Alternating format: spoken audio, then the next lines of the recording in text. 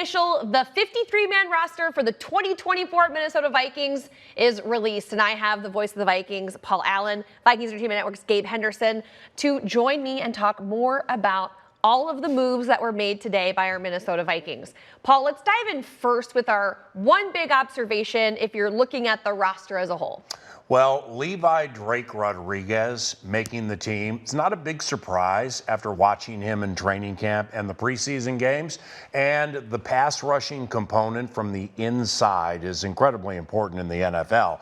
But my big observation is that this is a team, whether you're a 7th-round pick or you are undrafted, you have a big chance not only to make it, but to contribute. See Ivan Pace Jr. last year. We talked a lot about him on the Roster Cut show last year. So Levi Drake Rodriguez, well done. And we did think going into this there could be another Ivan Pace Jr. And Gabe, I feel like that's a nice segue into your big observation 100%, for the roster. 100%. When you think about an undrafted free agent who plays defensive line that will probably line up beside Levi Drake Rodriguez, his name is Taki Taimani. Phenomenal name, and a phenomenal human being. And I had an opportunity to talk to his college coach right before the show, and he was like, look, Taki is a dog. And clearly that's translated over here to this Minnesota Vikings team. And I love the fact that we got another undrafted free agent to make the team. And it's just a great story that we'll be following as the season goes along. Yeah, you know, this roster got a lot younger this offseason, continuing to get younger with additions like Levi and Taki for sure. You can see the entire 53-man roster right now on Vikings.com. Let's start with the offense, though. On that side of things, there was always going to be a very big battle at wide receiver, especially for that number 3 spot. Here's a look at the wide receivers on the 2024 roster. Of course, there are the names like Justin Jefferson and Jordan Addison on there. There's 6 guys: Jalen Nailor, Brandon Powell, Trent Sherfield Sr., and Tristan Jackson. You know, there was a lot of hype during this preseason with Jalen Nailor. Taking a look at some of his bio, he's been here. This will be his 3rd season. Overall, your viewpoint on Nailor's performance this preseason and being able to solidify a spot, Paul? Well, with Jalen, injuries have been something that have derailed him a bit. He is arguably the fastest guy on the team. Now, what I like about Jalen is his self-awareness. And he recognized, I'm going to spend the offseason putting on 7-8 pounds and not compromising my speed. And he's done it. And now in the Cleveland and Vegas Raiders preseason games, Kevin O'Connell thought so highly of him, he featured him in the offense. So he was the featured guy while he was in. All right, Jalen, these plays are designed for you. Go out and show us what you can do. And he came through. So Jalen making the team is not a big surprise to me. Jalen contributing mightily during this season, I think that's going to happen. Gabe, what about you and your thoughts on the wide receiver room? I think PA hit that right on the head when you talk about Jalen Nailor. The biggest thing was his availability. Can he stay healthy? And he did that all training camp. He was my offensive MVP this training camp. And then you had an opportunity to see him in a few games this preseason go out there and make plays. Not only is he going to use his speed to open up the playbook for our offense, but also for Justin Jefferson and Jordan Addison. Those guys won't get many double teams because you got another guy when you go 11 personnel or 3 wide receivers, a guy in the slot that can take the top off of the defense and push it vertically down the field. So I'm excited about this room. I love the fact that Tristan Jackson made the team also. We know Brandon Powell was a very big contributor on special teams. So there's a lot of talent in this room. And if you ask Justin Jefferson, they have arguably the best wide receiver coach in the NFL, and Keenan McCardell leading those troops. For sure. And you look at that wide receiver 3 spot as maybe something that could be not just a one-man role. There's going to be several names that you can plug into it depending on the play calling from head coach Kevin O'Connell. So it's a very exciting and talented room. Another room we're very excited about is the tight end room. If you take a look, TJ Hawkinson, we are unsure about when he will be back. So he is currently on the physically unable to perform list. However, behind him, Johnny Munt, Josh Oliver, Nick Muse. These are names we are very familiar with, having seen them the past 1 or 2 seasons. Paul, what are your thoughts on these guys' ability to step up in the absence of TJ as the Vikings start the season? Kevin O'Connell always has been infatuated with and really enjoyed the work ethic of Johnny Munt. There was at one point, where he actually said this is the best third tight end anybody has in the NFL. And he meant it because it just showed you how deep the 1 and 2 were. So I'm really happy for Johnny Mundt. And with Josh Oliver, when we were at the joint practices in Cleveland, they threw the ball to him in spots we didn't see last year, like alley-oops in the end zone. And Josh came through. So I'm not saying he's going to go from a career high, something like 22 receptions to like 50, but it's another component and another weapon in an offense that has unpredictability because of the new quarterback. So with Johnny Mundt, Josh Oliver, Nick Muse, one of my favorites, I like that room.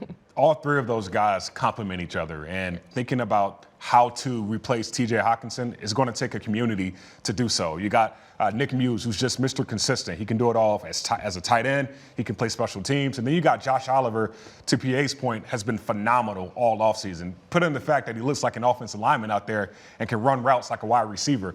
He is going to be a valuable weapon for this offense. And you think of Johnny Mundt, I don't know what he does wrong. Like, there's so many things that he does right when you watch the film that you can't cut the guy. Like, he's so good at his position that's the reason why Kevin O'Connell said he is the best, well, the tight end 3, the best tight end 3 in the NFL, and I'm glad he's on this roster. You know, I was talking to Harrison Smith the other day, asking him who are some of the household names that maybe Vikings fans, or really any NFL fan, does not know yet. And he said Johnny Mundt. That was like the first name that came to his mind. And I take the Hitman's advice over a lot. Speaking of, he's in, obviously, the safety room is led by Harrison Smith. There are 5 guys in that room. And we're going to talk, though, more about the cornerbacks, because the safeties are guys we recognize. Corners is a very different room than we saw last season. Let's first take a look at who's in there. It's Stephon Gilmore, Byron Murphy Jr., Shaq Griffin, Caleb Evans, Fabian Moreau, and the rookie undrafted free agent, Dwight McGlothern. Paul, I want to kick it off, though, first with Stephon Gilmore leading a room like this. You see, an undrafted free agent, and then you see a guy like Stephon Gilmore, who is just such a veteran. Well, the thing that jumped out to me with the first 4 names you mentioned, if you think about Brian Flores' first year here with the Vikings last year, you come into the Tampa Bay game and your starting 2 corners are Caleb Evans and Byron Murphy Jr. Your prominent third was Mekhi Blackman. So take those 3. Into last season, you had a combined 61 games from all of them.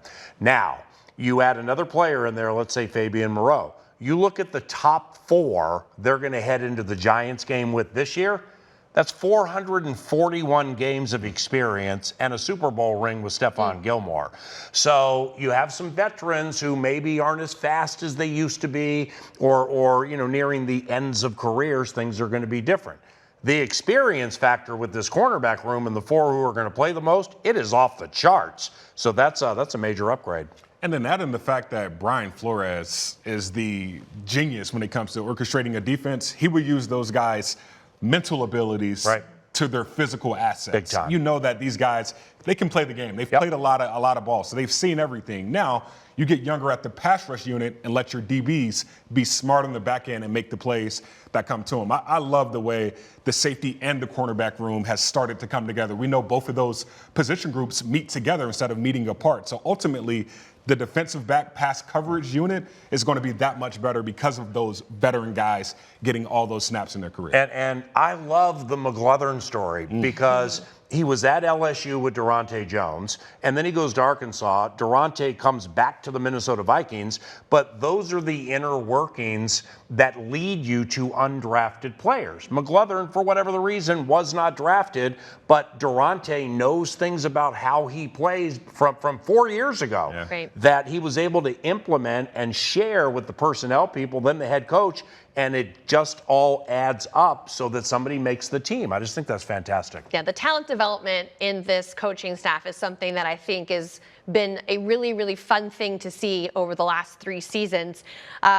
Keep in mind Ivan Pace Jr., his ability to adapt so quickly into Brian Flores' defense this last year. Let's go to that linebacking room and see what it looks like. The outside linebackers this season: Jonathan Grenard, Andrew Van Ginkel, Patrick Jones II, Dallas Turner, Jihad Ward.